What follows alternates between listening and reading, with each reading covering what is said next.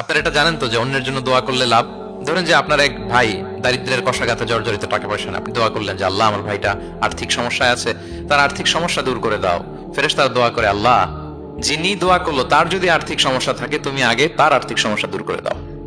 সুবহানাল্লাহ সুবহানাল্লাহ বিহামদি। তো এক লোক এই হাদিসের ফজিলত শুনে ইফতারির পূর্ব মুহূর্তে, যেহেতু দোয়া কবুল হয়, তার ওয়াইফ ইফতারি তৈরি করতেছে, এই হাদিসের ফজিলত শুনে এক লোক তার বন্ধুর জন্য দোয়া করতেছে যে আল্লাহ আমার বন্ধুটার তো এখনো বিয়ে হয় নাই, তুমি সুন্দরী রূপবতী একটা স্ত্রীর ব্যবস্থা করে দাও আল্লাহ আমার বন্ধুর।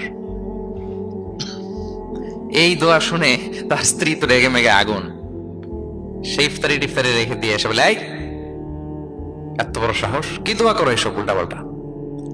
স্বামী বলে, কি দোয়া উল্টা পাল্টা, কি দোয়া করলাম, আমি তোমার বন্ধুর জন্য দোয়া করছি যে আল্লাহ তারা তুমি রূপবতী সুন্দরী স্ত্রীর ব্যবস্থা করে দাও। তো ওয়াইফ বলে, এই তুমি কি মনে করছো আমি হাদিসটা জানি না যে অন্যের জন্য ভালো কোনো দোয়া করলে আগে এটা নিজের জন্য কবুল হয়?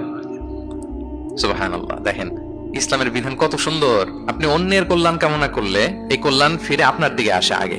সুবহানাল্লাহ। তো এই বেদুইনের এটা জানা ছিল না, সে এসে দোয়া করতেছে, আল্লাহুম্মা আরহামনি ওয়া মুহাম্মাদা ওয়া লা তারহাম মা'আনা আহাদা। আল্লাহ তুমি শুধু আমারে রহম করো আর মুহাম্মদ সাল্লাল্লাহু আলাইহি ওয়াসাল্লামের রহম করো, আমাদের দুজনের সাথে আর কাউরে রহম করো না।